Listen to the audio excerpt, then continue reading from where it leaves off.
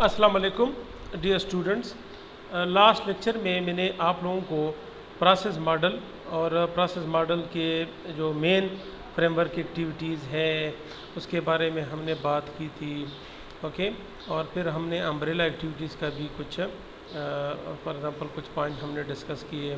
इसके बाद आप लोगों को याद है कि प्रोसेस मॉडल के types on the basis of work flow, जो 5 मेन एक्टिविटीज़ है वो किस तरह फ्लो करते हैं, इस पे हमने बहस की थी कि इसमें सर्कुलर टाइप भी होते हैं, इसमें पैरेलल भी होते हैं, ठीक, इसमें इस तरह प्रोटोटाइप इस तरह टाइप भी होते हैं, लीनियर भी होते हैं, ठीक।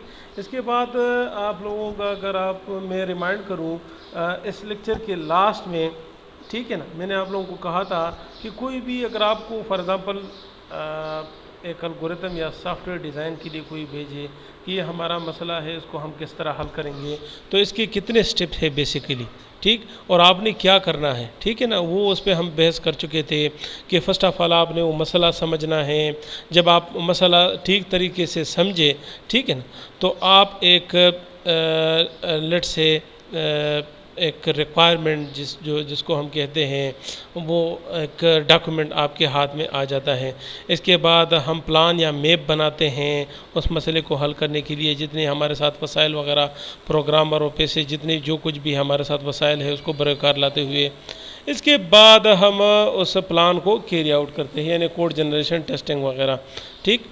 और लास्ट में हम टेस्टिंग और क्वालिटी एश्योर करते हैं इम्प्लीमेंटेशन सक्सेसफुली। और टेस्टिंग में आप लोगों को मैं याद दिलाते चलूँ, हम इस पे के बारे में इंशाल्लाह पढ़ेंगे आगे। टेस्टिंग के मुख्तलिफ टाइप्स है, testing on the basis of domain के या स्कोप जिसको हम कहते हैं कि टेस्टिंग का स्कोप क्या है। फर्स्ट ऑफ ऑल जो हम टेस्ट करते हैं, ज़ाहिरी बात है, वो एक छोटे से यूनिट्स को, फिर उन यूनिट्स को आपस में यकजा करते हैं, उसको हम इंटीग्रेशन टेस्टिंग कहते हैं। उसके बाद फिर पूरा सिस्टम जब हम लेट से बना लेते हैं तो वो एक टेस्टिंग टाइप है, ठीक। ये जो है ना हमारे साथ हमने डिस्कस किया था। फिर इसके बाद आप लोगों को अगर याद हो तो हमने सॉफ्टवेयर इंजीनियरिंग के बेसिक 7 प्रिंसिपल जो रिमेन द सेम, जब से सॉफ्टवेयर इंजीनियरिंग का फील्ड ये 1980s 90 से ये शुरू हुआ है ये किस्सा, तो ये प्रिंसिपल हर वक्त हर दौर में हर किस्म के मेथोडोलॉजीज़ और हर किस्म के टूल्स को इस्तेमाल करते हुए ये 7 प्रिंसिपल ये जो है ना रिमेन द सेम। ज़ाहिरी बात है हम एक बुक को फॉलो करते हैं रॉजर एस्प्रेसमेंस का, तो जो दूसरे रिसर्चर हैं उनका पॉइंट ऑफ व्यू शायद थोड़ा बहुत डिफरेंट हो, लेकिन प्रिंसिपल पे इनका सबका मेन कंसेंसस है, इसमें कोई दो राय नहीं है, ठीक। इसके बारे में मैंने आप लोगों को बता दिया था कि 7 बिग प्रिंसिपल क्या है। आज जो है ना हम जो प्रोसेस मॉडल है, जो एक वो तो जो हमने डिस्कस किया वो तो जेनेरिक प्रोसेस मॉडल है, ठीक। जो एक्चुअल प्रोसेस मॉडल होते हैं मार्केट में जिस पे सॉफ्टवेयर बनते हैं, जो सॉफ्टवेयर इंडस्ट्री वाले सॉफ्टवेयर हाउसेस वाले उसको सेलेक्ट करते हैं, उस पे आज हम बहस करेंगे। और मैं आपको बताता चलूँ कि ये जो हमने डिस्कशन शुरू की है प्रोसेस मॉडल के, इसके 5 एक्टिविटीज़ है, इससे हटकर एक सॉफ्टवेयर डेवलपमेंट लाइफ साइकिल भी है, ठीक। सॉफ्टवेयर डेवलपमेंट लाइफ साइकिल्स के 4 बिग आई थिंक सो क्या है स्टेप्स है। इन दोनों में थोड़ा बहुत फ़र्क है, 3-4 इस तरह इसमें फ़र्क पाए जाते हैं, ठीक। Process model from beginning requirement engineering जब से बना ही नहीं है सॉफ्टवेयर, उससे लेकर उसकी इम्प्लीमेंटेशन और आफ्टर सेल, ये सब कुछ प्रोसेस मॉडल में हम करते हैं। सॉफ्टवेयर डेवलपमेंट लाइफ साइकिल ज़ाहिरी बात है, नाम से ज़ाहिर है, जब सॉफ्टवेयर बन जाए, ठीक है ना, तो तब ये शुरू हो जाता है, ठीक। इसमें वो रिक्वायरमेंट का फॉर एग्ज़ाम्पल जो स्टेप है वो स्किप कर देते हैं, ठीक। ये प्रिंसिपल इसमें डिफरेंस है, ये इंशाल्लाह हम आगे कवर करेंगे। प्रोस्पेक्टिव और traditional process model, prospective means जो या ट्रेडिशनल जो रिवायती तौर पर हम इस्तेमाल करते हैं, वो जो है ना strive for structure and order in software development activities and tasks occur sequentially with defined guidelines for process। जितने भी ट्रेडिशनल या प्रोस्पेक्टिव मॉडल्स है उसमें इस तरह तरतीब से आते हैं। जितनी भी ये एक्टिविटीज़ 5 बिग एक्टिविटीज़ हमने डिफ़ाइन किए हैं वो, ठीक। वाटरफॉल है, इंक्रीमेंटल है, एवोल्यूशनरी है, कंकरेंट प्रोसेस मॉडल्स है, एट्सेट्रा एट्सेट्रा। तो आगे बढ़ते हैं, उनका थोड़ा सा जायज़ा लेते हैं। प्रोजेक्ट मैनेजमेंट क्या है एंड इट्स फेजेस क्या है। आप लोग मैनेजमेंट साइंसेस से भी वाकिफ़ है, ठीक। मैनेजमेंट में हम 4 चीज़ों को इधर स्लाइड में भी नहीं है, 4 चीज़ों का अहाता करते हैं, याद है आप लोगों को। डिसीजन, ठीक है, प्लानिंग, समझा रहा है, और कंट्रोल इसमें आ जाता है, समझा रहा है ना, और ऑर्गेनाइजिंग, समझा रहा है। ये 4 चीज़ें बहुत अहम है किसी भी मैनेजमेंट में। ये इधर स्लाइड में नज़र नहीं आ रहे, ठीक। जब एक प्रोजेक्ट लॉन्च हो जाए, यानी मैप आप बना ले, ठीक, और आप बीइंग द अप्रूवल कमेटी से अप्रूव हो जाए, तो वो जो है ना अभी उसको एग्जीक्यूट करना, हर एक स्टेप को और अंजाम तक पहुंचाना, ये एक अहम मरहला है, इसको प्रोजेक्ट मैनेजमेंट कहते हैं, ठीक। इसको प्रोजेक्ट मैनेजमेंट लाइफ साइकिल भी कहते हैं, ठीक। जो इसके गाइडलाइंस है प्रोजेक्ट मैनेजमेंट के लिए, यानी जो भी प्रोजेक्ट मैनेजर है वो ऑर्गेनाइजेशन ऑर्गेनाइज करता है, गाइड करता है, डायरेक्ट करता है, डिसीजन लेता है, प्लानिंग, प्लानिंग तो वैसे ही वो कर लेता है। फिर प्लानिंग के हर एक स्टेप पे डिसीजन लेने पड़ते हैं, ठीक। Decision is a cornerstone in planning phase, clear. आप लोगों ने सुना होगा मैनेजमेंट के कोई भी कोर्स पढ़ते हुए, मैंने क्या कहा, मैनेजमेंट में 4 चीज़ें हैं, प्लानिंग, डिसीजन मेकिंग, कंट्रोलिंग और ऑर्गेनाइजिंग, ठीक। और ये किसकी जिम्मेदारी होती है, प्रोजेक्ट मैनेजमेंट की, यानी प्रोजेक्ट को मैनेज करना। मैनेज क्या मतलब कि इसको अंजाम तक पहुंचाना। प्लानिंग किसे कहते हैं, आप लोगों को पता है, मैप तैयार करना, ठीक। जब आप प्लानिंग कर लेते हैं तो फिर उस प्रोजेक्ट को अमली शक्ल देने के लिए एक प्रोजेक्ट मैनेजमेंट हम सेलेक्ट कर देते हैं, और वो जो है ना प्रोजेक्ट को मैनेज कर रहा है। कोई आपसे पूछे कि प्रोजेक्ट को मैनेज क्या, फॉर एग्ज़ाम्पल क्या है प्रोजेक्ट मैनेजमेंट, कोई भी बंदा आपसे पूछे कि उसको जो रिक्वायर्ड रिसोर्सेज और जो आपको रिक्वायरमेंट दिए हैं, जो ऑब्जेक्टिव्स है, उसको एफिशिएंटली और इफ़ेक्टिव मैनर से उसी रिसोर्सेज में अंजाम तक पहुंचाना, ठीक, according to user requirements. User is the king, ठीक है ना। Generally speaking the project management phases consist of initiation, planning, execution, control and closure. वो जो मैंने आपको बताया वो, और इसमें फॉर एग्ज़ाम्पल आप लोग ममासलत देखे, मैंने मैनेजमेंट का आपको बताया, ये प्रोजेक्ट मैनेजमेंट के बारे में आपको बता रहा है कि किस तरह आपने शुरू करना है, किस तरह मैप बनाना है, किस तरह इसको अंजाम तक पहुंचाना है, कंट्रोलिंग किस तरह करनी है, ठीक है, और फिर इसको बंद किस तरह करना है, ठीक। प्रोजेक्ट डेवलपमेंट मेथोडोलॉजी और सॉफ्टवेयर इंजीनियरिंग मॉडल। मेथोडोलॉजी हम कहते हैं कि is a formalise approach through which we implement the software development life cycle, a list of steps and deliverable. इस DLC पे मैंने आपको अभी बता दिया, ठीक, कि ये प्रोसेस मॉडल से थोड़ा सा डिफरेंट है, ठीक। There are many different system development methodology that vary in term of progression that is follow through the phases of LDSC। इस DLC के 4 फेजेस होते हैं, ठीक। Many organizations have their own internal methodology that have been refined over the years. कुछ लोग जो generally जो books में है, लिटरेचर में है, उन मेथोडोलॉजीज़ को फॉलो ही नहीं करते। उनके अपने अपने ऑर्गेनाइजेशन के अंदर अपना एक गाइडलाइंस होता है, ठीक। उनके अपने प्रोजेक्ट मैनेजर होते हैं, वो जो है ना चैलेंज करते हैं, और वो अपने जो है ना एक दुनिया अब बना लेते हैं प्रोजेक्ट मैनेजमेंट के लिए, ठीक। आगे हम प्रीडोमिनेंट जो मेथोडोलॉजीज़ है उसके बारे में हम बात करते हैं। पहली जो मेथोडोलॉजी है, पहला जो प्रोसेस मॉडल जिसको हम कहते हैं, वो क्या है, वाटरफॉल। ज़ाहिरी बात है, नाम से ज़ाहिर, वाटरफॉल का मतलब क्या कि इसकी जो 5 स्टेप है, कम्युनिकेशन से लेकर लास्ट जो इम्प्लीमेंटेशन है, ठीक, ये जो है ना जस्ट लाइक अ वाटरफॉल, यानी पानी जब नीचे आ जाए तो ऊपर नहीं चढ़ता, ठीक है ना, फाल में। तो ऐसे ही जब आप कम्युनिकेशन फेज़ ख़त्म करें, प्लानिंग पे आ जाए, तो प्लानिंग से वापस आप फिर कम्युनिकेशन में नहीं जा सकते, इसलिए इसको वाटरफॉल मॉडल कहते हैं।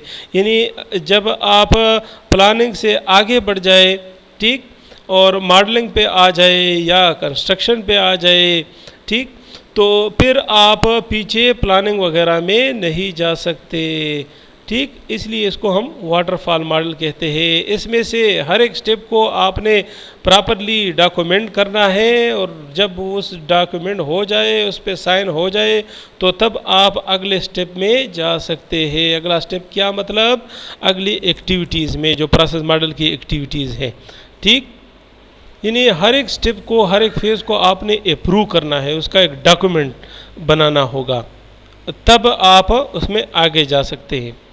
क्लियर?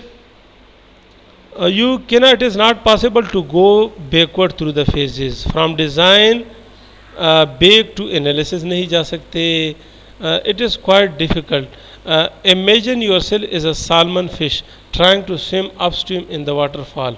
यानी वाटरफॉल में ये है कि आप ऊपर नहीं जा सकते, ना ही पानी को ऊपर बैक, फॉर एग्ज़ाम्पल जिस तरह, वैसे तो अगर आप फॉर एग्ज़ाम्पल कोई कहे कि यार तो वाटर पम्प लगा के तो पीछे ले जा सकते हैं हम जो नेचुरल फ्लो है ना वाटर, वो जब ऊपर से नीचे आ जाए on the basis of gravity, वो वापस तो नहीं जा सकता, ठीक है ना।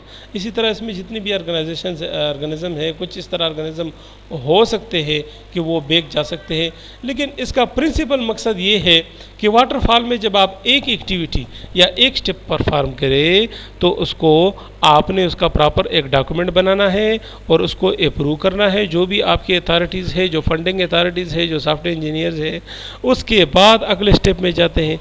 वापस आप वो पिछले स्टेप में अगर कोई ख़राबी हो, वहाँ पे आप नहीं आ सकते। Clear? For example tuna fish है, इसका एक एग्जांपल दिया है। दूसरे प्रोसेस मॉडल में आप बैक पे आ सकते हैं, इसमें आप नहीं आ सकते। ये इसका डायग्रामेटिक इलस्ट्रेशन कुछ इस तरह है। ये देखिए वाटरफॉल इस तरह, ये राजर एक्सप्रेसमैन की बुक में भी है, सिस्टम एनालिसिस के उधर अदर बुक्स में भी ये प्रोसेस मॉडल का इस तरह डायग्रामेटिक इलस्ट्रेशंस है। प्लानिंग, एनालिसिस, डिज़ाइन और इम्प्लीमेंटेशन, ठीक, कम्युनिकेशन नहीं दिखाया है, समझा रहा है। अ प्रोसेस मॉडल है communication stage before planning, any process model है कम्युनिकेशन स्टेज बिफोर प्लानिंग, यानी ये 4 स्टेप दिखाए हैं, कम्युनिकेशन को दिखाया ही नहीं। वैसे अगर आप कम्युनिकेशन ख़त्म करें, प्लानिंग पे आ जाए, तो प्लानिंग से बैक कम्युनिकेशन पे फिर नहीं जा सकते। वाटरफॉल के 2 टाइप्स है, एक पैरेलल डेवलपमेंट, ठीक, एक वी शेप भी है, ठीक। द पैरेलल डेवलपमेंट में ये है कि फॉर एग्ज़ाम्पल आपके साथ अगर बहुत बड़ा प्रोजेक्ट हो, तो इसमें जो आपने इधर एक्टिविटीज़ देख ली, प्लानिंग, एनालिसिस, डिज़ाइन, ये हम पैरेलली परफॉर्म करते हैं। पैरेलली मींस कि सब टीम छोटी छोटी टीम बना लेते हैं, और ज़ाहिरी बात है जब बड़ा प्रोजेक्ट हो उसको हम मॉड्यूल्स में तकसीम करते हैं, ठीक। तो हर एक मॉड्यूल के लिए और हर एक जो यूनिट है उसके लिए एक टीम हम बना लेते हैं, फिर इन सब के काम को हम यकजा करते हैं। सिमल्टेनियस एग्जीक्यूशन ऑफ एक्टिविटी, इसको हम पैरेलल प्रोसेसिंग भी कहते हैं, पैरेललाइजेशन भी कहते हैं। ये एक इम्पोर्टेंट स्ट्रेटजी है, इससे हम टाइम जो है ना सेव कर देते हैं, और ये एक ये है कि जो एग्जीक्यूशन है वो फास्ट हो जाती है। याद रखिए जो individual execution of any process है वो रिमेन द सेम है, ठीक। यहाँ पे देखिए ये एक पैरेलल जो वाटरफॉल है, इसका एक एग्जांपल डायग्रामेटिक इलस्ट्रेशन है। इसमें हम डिज़ाइन को पैरेललाइज कर देते हैं। मिसाल के तौर पर अगर बड़ा प्रोजेक्ट हो तो इसके डिज़ाइन ज़ाहिरी बात है आप लोगों का तारुफ अभी तक इन चीज़ों से है, ERD जो डेटाबेस डोमेन के जो सॉफ्टवेयर्स होते हैं, और क्लास डायग्राम जो ऑब्जेक्ट ओरिएंटेड पैराडाइम्स के हैं, या हम डेटा फ्लो डायग्राम, ठीक है ना, अदर सिस्टम इंटरेक्शन डायग्राम वगैरह बनाते हैं। तो अगर ये बड़ा सॉफ्टवेयर हो तो उसको हम चंक्स में तकसीम कर देते हैं, और उसके लिए इंडिविजुअल टीम्स, और हर एक टीम को हम अपने अपने डिज़ाइन ऑब्जेक्टिव्स दे देते हैं, ठीक। यानी इम्प्लीमेंटेशन जब हो जाए इंडिविजुअली तो वो जो सब प्रोजेक्ट है उसको फिर हम यकजा कर देते हैं, इम्प्लीमेंटेशन फेज़ में फिर इसको हम यकजा कर देते हैं। ये पैरेलल प्रोसेसिंग। दूसरा जो है वाटरफॉल का जो दूसरा वेरिएंट है वो वी शेप्ड है। इसमें जो एक्टिविटीज़ हैं इसको अगर आप वैसे देख ले डायग्रामेटिकली तो वो वी शेप परफॉर्म होते हैं, ठीक। दैट पे मोर एक्सप्लिसिट अटेंशन टू टेस्टिंग, यानी इसमें टेस्टिंग पे ज़्यादा फोकस होता है।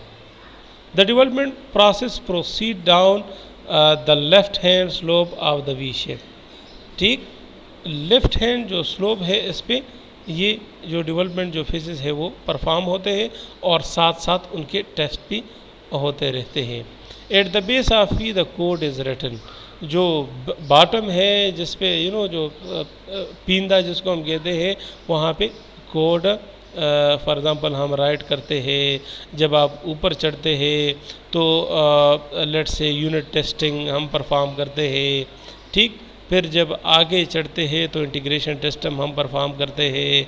फिर जब लास्ट कम्युनिकेशन फेज़ आ जाए तो इसके पैरेलल एक्सेप्टेंस टेस्ट हम परफॉर्म करते हैं।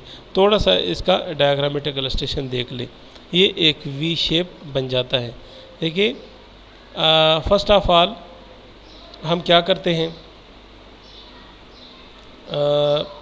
कम्युनिकेशन फेज़ होता है, फिर प्लानिंग, एनालिसिस, डिज़ाइन, ठीक है। ये देखिए इम्प्लीमेंटेशन एट द बॉटम यानी कोडिंग, और फिर जो टेस्टिंग है इम्प्लीमेंटेशन के अंदर वो इस तरतीब से हम परफॉर्म करते हैं। समझा रहे हैं? जो एक्टिविटीज़ है प्रोसेस मॉडल में उससे थोड़े से इस तरह पैरेलल फॉर्म में टेस्टिंग भी हम परफॉर्म करते रहते हैं। यूनिट टेस्टिंग, डिज़ाइन की अगर आप बात आ जाए ना, इंटीग्रेशन टेस्टिंग और system testing, system test design, integration test design, unit test design, ठीक। और जो फॉर एग्ज़ाम्पल कम्युनिकेशन फेज़ है और एनालिसिस और प्लानिंग फेज़ है, इसमें for example other acceptance test आ गया, ये जो है ना हम परफॉर्म करते हैं। इसमें एक चीज़ ये याद रखिए कि ये देखिए जो डिज़ाइन, एनालिसिस और इम्प्लीमेंटेशन, ये प्लानिंग और कम्युनिकेशन को इससे बिल्कुल निकाला है। यानी कम्युनिकेशन और प्लानिंग में इस तरह कोई प्रिंसिपल टेस्ट हम परफॉर्म नहीं करते। कुछ सॉफ्टवेयर इंजीनियरिंग के माहिरीन कहते हैं कि नहीं जी, जो कम्युनिकेशन फेज़ है उसका भी एक टेस्ट होना चाहिए, ठीक। कुछ कहते हैं कि नहीं, बस एनालिसिस से ये टेस्टिंग वगैरह हम शुरू कर देते हैं। पहले जो बॉटम लेवल पे है जब हम कोडिंग करते हैं तो पहले यूनिट टेस्ट, छोटे मोटे जो मॉड्यूल है उसको हम टेस्ट करते हैं, फिर उन मॉड्यूल को आपस में जोड़ते हैं और फिर देखते हैं कि ये काम कर रहे हैं कि नहीं, इसको इंटीग्रेशन टेस्टिंग कहते हैं। उसके बाद जब पूरा सिस्टम बन जाए, सारे यूनिट्स आपस में यकजा हो जाए तो वो सिस्टम टेस्टिंग, और आखिर में पूरा सिस्टम जब हमारे हाथ में आ जाए, मुकम्मल सिस्टम को टेस्ट करते हैं, फिर हम यूज़र से उसको जो है ना एक्सेप्ट करते हैं। एक तो सॉफ्टवेयर इंजीनियरिंग जो है ना इसको टेस्ट करते हैं, सिस्टम टेस्टिंग ये है। एक ये है कि ये जो आपने सॉफ्टवेयर बनाया, अभी यूज़र जो कस्टमर है वो उसको टेस्ट करेगा और वो इसको उस पर आखिरी टप्पा लगाएगा। कस्टमर इज़ द किंग, मैंने पहले भी आप लोगों को बताया, ठीक। Waterfall model step can be divided into multiple separate parallel modules. वो जो पैरेलल प्रोसेसिंग जो पहले मैंने आप लोगों को फॉर एग्जांपल डायग्रामेटिकली बता दिया था, यानी प्रिंसिपली डिज़ाइन और प्लानिंग भी, और प्रिंसिपली जो डिज़ाइन और जो कंस्ट्रक्शन फेज़ है उसको हम पैरेललाइज करते हैं, ठीक। प्लानिंग और कम्युनिकेशन अमूमन हम एक साथ ही करते हैं, उसको पैरेलल करने की इस तरह ज़रूरत नहीं है। ये इस तरह एक डिवाइड एंड कंकर स्ट्रेटजी भी है, ठीक। और आप लोग अगर नज़र दौड़ाए तो जो पैरेलल वाटरफॉल था और वी शेप वाटरफॉल है, ये दो सेपरेट टाइप्स है। इन दोनों में पैरेललाइजेशन यानी simultaneous execution of multiple activities ये इन्वॉल्व है। तो ये काफ़ी एफिशिएंट मॉडल है as compare to traditional waterfall. Clear? Merits और डिमेरिट्स इसमें हैं। मेरिट्स इसके ये है कि जनाब आप फॉर एग्ज़ाम्पल सेटिस्फाइड हो जाते हैं, सारे रिक्वायरमेंट आपके पास आ जाते हैं। उन रिक्वायरमेंट में फिर इस तरह नहीं है कि अगले दिन फॉर एग्ज़ाम्पल कस्टमर आ जाए कि जी इसमें ये रिक्वायरमेंट ये डाल दे, ये करे, वो चेंजेस करे। बस एक डॉक्यूमेंट बन जाता है, इस पर सॉफ्टवेयर की टीम और जो कस्टमर कंज्यूमर है वो आपस में इस पर कंसेंसस पैदा कर देते हैं। ये इसका एक प्रिंसिपल एडवांटेज है, यानी सॉफ्टवेयर इंजीनियर्स को कोई मसला नहीं होता डेवलपमेंट में कि मज़ीद इसमें फिर चेंजेस कर देते हैं, फिर जो है ना इसको दोबारा से रिकम्पाइल करना, ये चीज़ें ये इनसे जान छूट जाती है।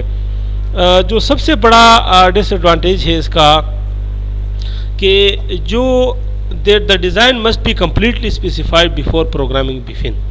ठीक, the design must be completely specified before design begin, before programming begin, यानी प्रोग्रामिंग से पहले डिज़ाइन को आप फाइनल कर देते हैं। फिर अगर आप प्रोग्रामिंग करते हैं मिसाल के तौर पर, तो आप फिर डिज़ाइन को किस तरह चिढ़ते हैं? अगर कोई फ़ीचर प्रोग्रामिंग में अवेलेबल ना हो या आपने प्रोग्रामिंग उससे हटकर की हो तो आप डिज़ाइन में फिर चेंज वगैरह नहीं कर सकते।